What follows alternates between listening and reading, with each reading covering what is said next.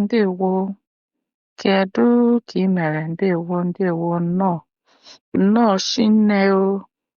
Nnọọ rinne. Daalụ nnọọ na Igbo Word Clinic nke ụbọchị taa. Tata achọrọ m ka anyị nebanye anya n'akwụkwọ nsọ. Ị ga-amụtakwa n'ihe ụfọdụ n'akwụkwọ nsọ n'ụbọchị taa. Ọbịbịa m bịara ebe a taa ma mgbu oge.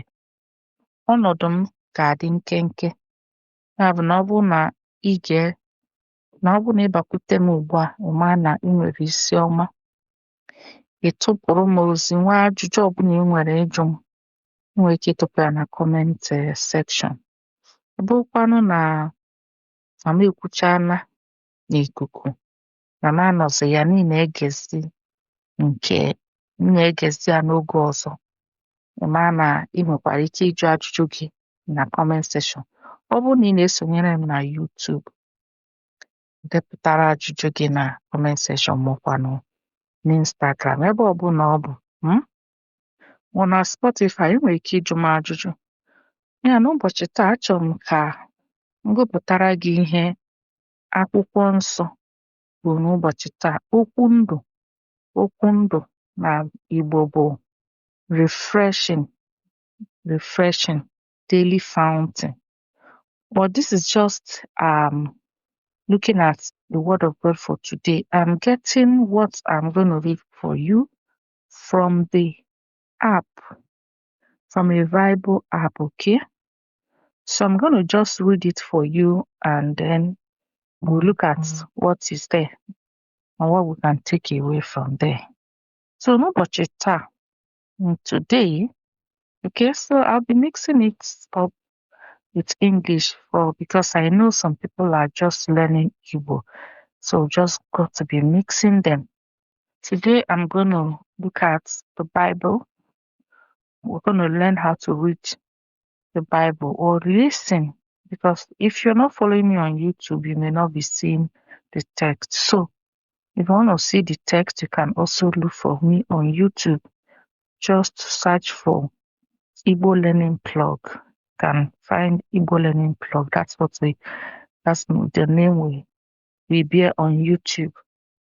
Okay, so today, n'ụbọchị taa, anyị ga-eweta ihe ọgụgụ anyị na Oziọma Luke, isi nke mbụ, amaokwu 35. Oziọma Luke, isi nke mbụ, amaokwu 35. That's the Gospel of Luke, chapter 1, verse 35. Luke chapter 1, verse 35.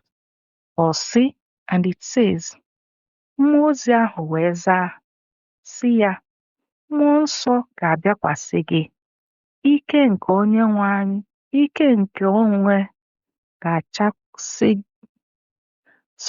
Ka m gụgharịa ya. Mmụọ ozi ahụ wee zaa sị ya, mmụọ nsọ ga-abịakwasị gị, ike nke Onye kachasị ihe niile elu ga-ekpuchikwa gị. N'ihi nke a, ihe dị nsọ nke ịdị ime ya, a ga-akpọ ya Ọkpara Chineke. Osi ọzọ, mmụọ nsọ ahụ wee zaa sị ya, mmụọ nsọ. Mmụọ ozi ahụ wee zaa sị ya, mmụọ nsọ ga-abịakwasị gị, ike nke Onye kachasị ihe niile elu. Ike is what is here. So let me take it again. Something is distracting me here. Mmụọ ozi ahụ wee zaa sị ya, mmụọ nsọ ga-abịakwasị gị, ike nke Onye kachasị ihe niile elu ga-ekpuchikwa gị. N'ihi nke a, ihe dị nsọ nke ịdị ime ya, a ga-akpọ ya Ọkpara Chineke. Okay, so let's explain. Ka anyị kọwaa ihe anyị gụrụ. Ebe a na-ekwu maka ọmụmụ Jizọs. What word? Let me give you some words that you're going to take home today. The first is mmụọ ozi. Mmụọ ozi is angel. This place I read now is Luke chapter 1 verse 35. That's in Igbo. So you can bring your Bible and check Luke 35. Luke chapter 1 verse 35. If you go to Luke and you're looking at it, have you opened your Bible? Luke chapter 1 verse 35. So let me read it again in Igbo. Mmụọ ozi ahụ wee zaa sị ya, mmụọ nsọ ga-abịakwasị gị. Ike nke onye kachasị ihe niile elu ga-ekpuchikwa gị. N'ihi nke a, ihe dị nsọ nke ịdị ime ya, a ga-akpọ ya Ọkpara Chineke. So, what are you taking? Mmụọ ozi, angel, wee zaa sị ya, responded and said, sị ya, said to her. And then this is where the angel visited Mary. Okay, mmụọ ozi bịakwutere Mary.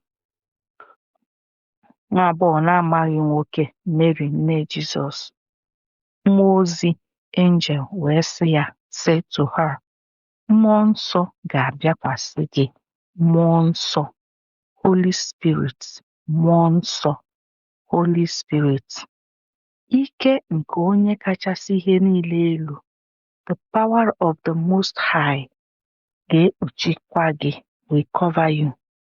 N'ihi nke a, ihe dị nsọ ya, because of this, what you will be pregnant, what the baby that you will conceive, okay, nke nsọ, ihe dị nsọ nke ịdị ime ya, you're pregnant of a holy thing, a holy child. A ga-akpọ ya Ọkpara Chineke.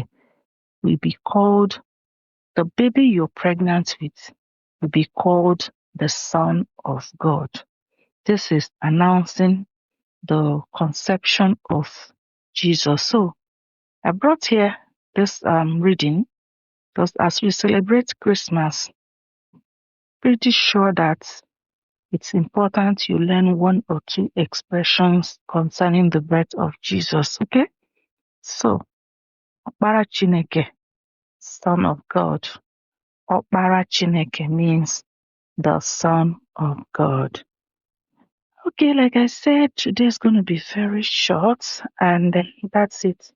I'm leaving you now.